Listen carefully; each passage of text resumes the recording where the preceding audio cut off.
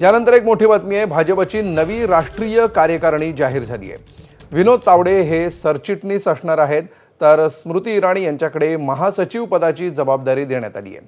भाजपची ही नवी राष्ट्रीय कार्यकारिणी जाहीर झालेली आहे आणि भाजपच्या वर्तुळातून ही मोठी बातमी। 13 राष्ट्रीय उपाध्यक्ष आणि 8 महामंत्री यांच्या नियुक्तीची घोषणा करण्यात आलेली आहे।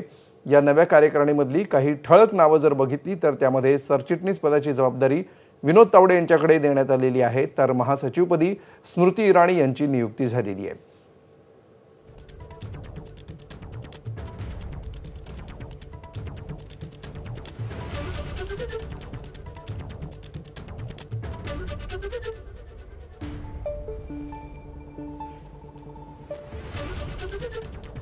आणि अधिक माहिती घेऊया, आमचे प्रतिनिधी सोमेश कोलगे सध्या आपल्या सोबत आहेत। सोमेश, काय वैशिष्ट्ये दिसत आहेत या नव्या कार्यकारिणीची?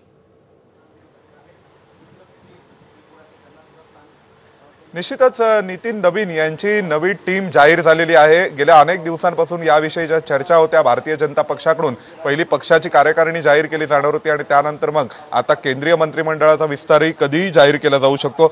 सध्या आपण पाहतोय की या संपूर्ण यादीमध्ये जर आपण पाहिलं तर राम माधव यांचं कमबॅक झालेलं आहे, स्मृती इराणी यांचं कमबॅक झालेलं आहे, विनोद तावडे यांच्याकडे राष्ट्रीय महामंत्री, राष्ट्रीय सरचिटणीस म्हणून जी जबाबदारी होती ती कायम आहे आणि सध्या असलेल्या सर्व सरचिटणीसांमध्ये महाराष्ट्रातून विनोद तावडे हे सर्वात वरिष्ठ आणि सिनियर सरचिटणीस आहेत। त्याशिवाय जर आपण विचार केला तर राष्ट्रीय संघटन सहमंत्री जे शिवप्रकाश आहेत त्यांचं केंद्र हे मुंबई असणार आहे असंही या सगळ्यामध्ये जाहीर करण्यात आले। BL संतोष हे राष्ट्रीय संघटन मंत्रीपदी कायम आहेत। त्याशिवाय महाराष्ट्रातून पियुष गोयल यांना राष्ट्रीय कोषाध्यक्ष ही जबाबदारी देण्यात आली आहे। आपल्याला सर्वांना माहिती आहे पियुष गोयल यांचे वडील वेदप्रकाश गोयल देखील अनेक वर्ष भारतीय जनता पक्षाचे कोषाध्यक्ष होते राष्ट्रीय स्तरावर आणि पुढे आता पियुष गोयल यांच्याकडे कोषाध्यक्ष जबाबदारी देण्यात आली आहे। याचा एक अर्थ नक्की होतो, तो म्हणजे आता पियुष गोयल यांना केंद्रीय कॅबिनेट मंत्रिपदाचा राजीनामा द्यावा लागेल किंवा भविष्यामध्ये जे केंद्रीय कॅबिनेटचा विस्तार होईल त्यामध्ये पियुष गोयल यांचं नाव नसेल। त्याशिवाय जर आपण विचार करायचा झाला तर हेमांग जोशी जे गुजरातचे खासदार आहेत, जे स्वतः पंतप्रधान नरेंद्र मोदींच्या वडोदरा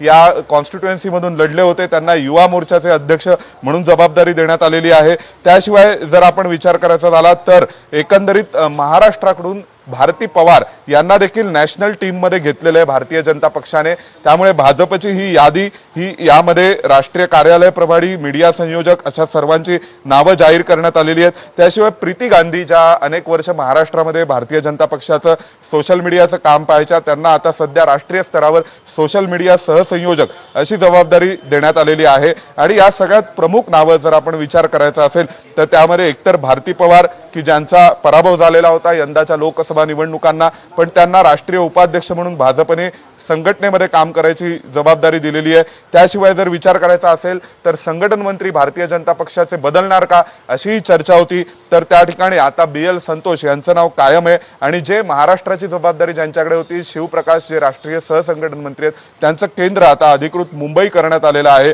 त्याशिवाय विनोद तावडे यांचा केंद्रीय मंत्रिमंडळामध्ये जबाबदारी दिली जाणार का असे असंख्य चर्चा रंगलेल्या होत्या, परंतु त्यावेळेस आगामी 7 राज्यांच्या निवडणुका, त्यानंतर पुढच्या वर्षी होणारी राष्ट्रपती पदाची निवडणूक या गोष्टी विचारात घेता एनडीएतील सर्व कोऑर्डिनेशन आणि त्या दृष्टीने सध्या जर आपण विचार करायचा असेल तर राष्ट्रीय महामंत्रीपदीच पुन्हा एकदा विनोद तावडेंना राष्ट्रीय महामंत्री म्हणून या टीममध्ये सुद्धा जबाबदारी देण्यात आलेली आहे। त्याशिवाय मध्य प्रदेशमधून विष्णुदत्त शर्मा यांचंही नाव शिक्षण मंत्री पदासाठी खूप आघाडीवर होतं, ते विष्णुदत्त शर्मा हे सध्या प्रकोष्ठ संयोजक म्हणून मध्य प्रदेशमधून त्यांच्याकडे जबाबदारी देण्यात आलेली आहे। त्याशिवाय तरुण चुग जे प्रत्यक्ष राष्ट्रीय महामंत्री होते त्यांना आता पंजाबची जबाबदारी देण्यात आलेली आहे। तर जर आपण संपूर्ण राष्ट्रीय महामंत्र्यांचा विचार करायचा असेल, जे पद भारतीय जनता पक्षाच्या संघटनेच्या दृष्टीने अतिशय महत्त्वाचं असतं, ज्याला राष्ट्रीय सरचिटणीस म्हणतात, त्या पदामध्ये विनोद तावडे आणि सुनील बन्सल या दोघांनाच केवळ राष्ट्रीय सरचिटणीसपदी कायम ठेवण्यात आलेले आहे। बाकी इतर 6 राष्ट्रीय सरचिटणीस बदललेले आहेत। त्यामध्ये सतीश पुनिया हे एक नाव आहे,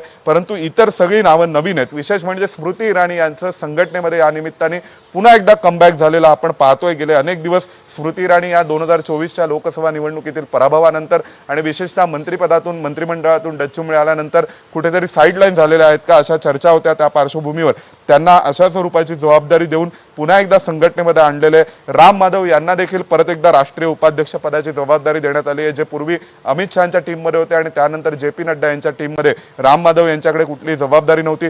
वसुंधरा राजे सिंधिया हे नाव एक प्रमुख नाव आहे राजस्थानमधलं, जे पूर्वी पूर्वी मुख्यमंत्री पदावर होते आणि त्यानंतर वसुंधरा राजे राजस्थानमधला पराभव झाल्यानंतर भाजपच्या मुख्य प्रवाहातून बाजूला गेल्या आहेत का अशी चर्चा रंगलेली होती. त्यांचा हा एक प्रकारे कमबॅक आहे या टीममध्ये.